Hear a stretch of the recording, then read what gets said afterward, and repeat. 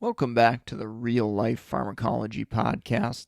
Today I'm going to cover short-acting beta-agonists.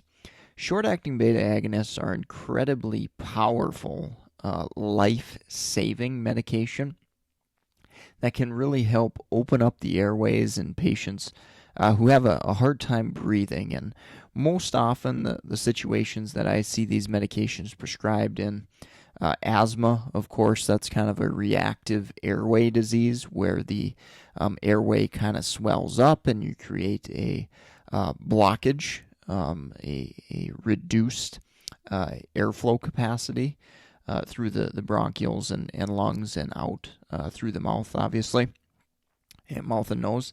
And the short-acting beta-agonists work to stimulate beta-2 receptors in that airway, and this leads to kind of relaxation and opening of that smooth muscle. So again, perfect for the use of asthma in an acute situation where we need to have a rescue inhaler. COPD is another classic example where we see these medications used in that short-term setting to open up that airway. You will see it occasionally used for people that have coughing spells, maybe pneumonia, just kind of on a short-term basis as well. Now, the classic examples of short-acting beta-agonists are albuterol, Proventil, ProAir, Ventolin. Probably ProAir and Ventolin are the brand names I see used most often. There's also levalbuterol, which is brand name Xopenex. One of the most important education points for patients is recognizing the differences between their inhalers. Often patients with COPD, with asthma, they'll have two or three, potentially up to three or maybe even four different inhalers, kind of depending upon their medication regimen and how severe their disease state is. And the education, the teaching of what each of those inhalers does is super, super important. I've seen so many mistakes in my practice as a clinical pharmacist where patients don't really understand, why they're on a medication, why they're taking it, and when to use it. So definitely that's a very, very important piece of education and really the first step in educating our patients. Now, the next step with these devices is to ensure that patients are actually using it appropriately. Okay, so making sure that they're actually actuating the device, inhaling the contents into their lungs, making sure that they're not breathing those contents back out again so the drug can actually have an effect within the lungs, making sure that they're not using it as hairspray and kind of just blowing it around their face and not actually getting the drug to the lungs there. So there's lots of different mistakes with these inhalers, and you have to remember to teach patients how to use these appropriately. And in certain situations, you may need spacers and you may do different things like that. One other nice thing about both of these products, albuterol and levalbuterol of the short-acting beta-agonists, is that they do come in a nebulized form. So pediatrics is a great example where using that nebulizer with that mask can help be sure that we get that drug actually to the patient. Elderly patients are another classic example where maybe cognitively, maybe physically, they really struggle with coordinating that movement, manipulating that actuator to get their dose from a meter dose inhaler. So important to remember that if you've got a patient that's really a non-responder or they just don't seem to get a lot of benefit from their short-acting beta-agonists, you might want to give a nebulizer a try. That may help determine whether they're doing it appropriately or whether they can do it appropriately if education isn't effective. So as far as the drugs go and potential interactions, adverse effects, it's important to remember that mechanism of action. So whenever I think of beta agonists, I think of the potential to amp patients up. So it can stimulate heart rate, it can cause some tremor, it can cause some anxiety, potentially insomnia. Again, these side effects are pretty rare with the inhaled beta agonist because we don't get a lot of systemic absorption through the lungs. Now, obviously, the more often you use these inhalers, or if you're using them with long-acting beta agonists or other drugs that have similar effects, we could potentially pile on and contribute to some adverse effects that way. One great way that I kind of remember the pharmacology of beta agonists versus beta blockers is just kind of lumping them together and recognizing that opposite things are going to happen. So the beta agonists, like we're talking about today, albuterol, Xopenex, they can amp you up, like I mentioned. The beta blockers tend to settle you down. Rarely I've seen them used to help with anxiety.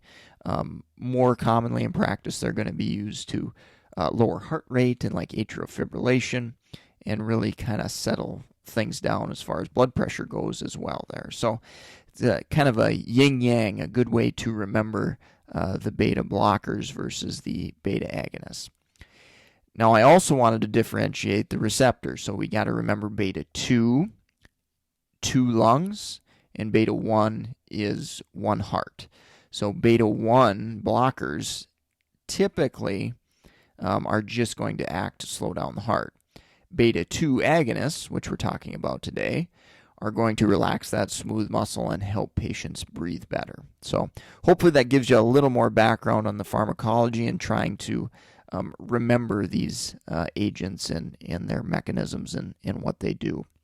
Let's take a quick break here from our sponsor, and when we get back, I want to chat a little bit about guidelines and just some general principles as far as recognizing patients that may be a little bit out of control as far as their respiratory disease goes. MedEd101.com has a growing list of resources for pharmacy students, pharmacists, and other healthcare professionals. If you're looking for NAPLEX, BCPS, BCACP, BCGP, all these different type of certification exams for pharmacists, go check out meded101.com/store to see everything they have there. Good source for solid information to really help you prepare and pass your certification exam. Let's talk a little bit about uncontrolled asthma and the rule of 2. So this is a very important principle to remember if you're assessing patients and really checking to see how in control their asthma is. So what is the rule of 2? So there's a few 2s to remember in assessing short-acting beta agonist use as well as an asthma disease state. So first, number 2, use of rescue inhaler more than 2 times per week. So if you've got a patient that's using their albuterol inhaler more than twice per week, we're probably going to want to do some further assessment and make sure their asthma is under decent control. The next 2 to remember is nighttime symptoms.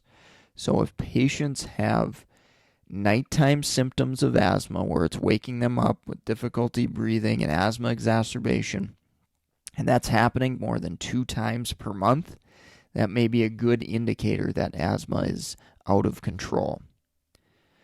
Another indicator relating back to short-acting beta agonists is using 2 or more albuterol canisters per year. Another good example there of a way to kind of assess how a patient is doing.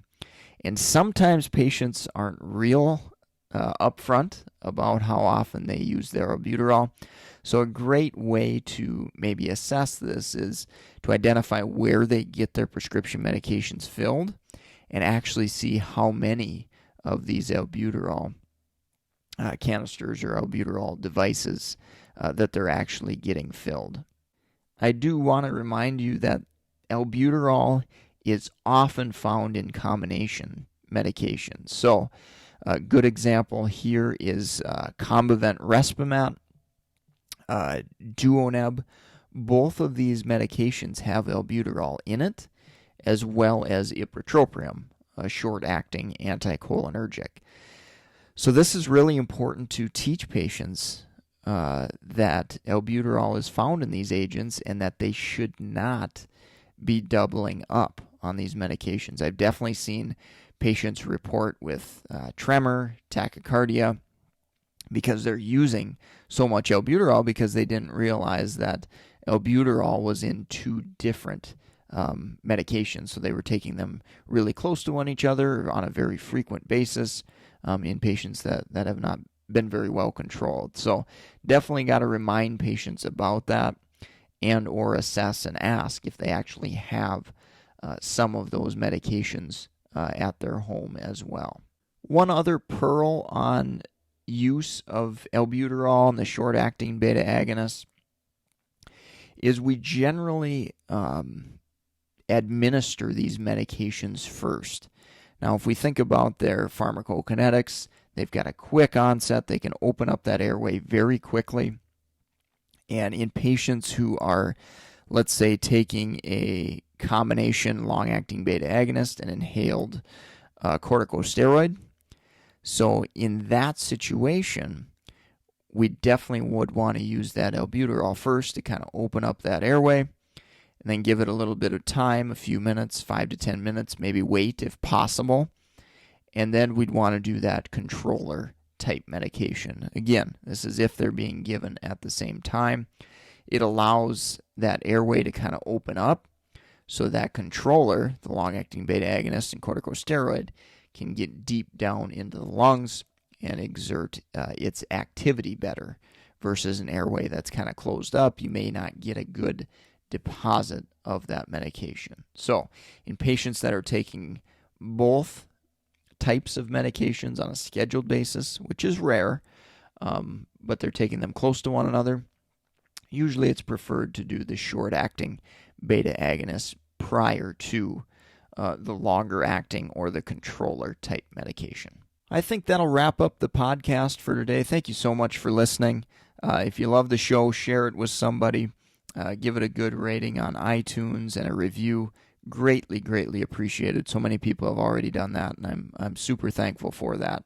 It helps us get up the list on iTunes as well as a source of credible and valuable information in your preparation for real life, as well as trying to help pass some of your pharmacology and board exams. So reallifepharmacology.com, you can reach out to me there. Also have that free giveaway, certainly, as well. It's a top 200 drug study guide where I highlight really highly testable pearls, 31-page PDF. So definitely take advantage of that and also get some updates on when we've got new podcasts available. So we'll leave it at that. Take care. Thanks for listening and have a great rest of your day.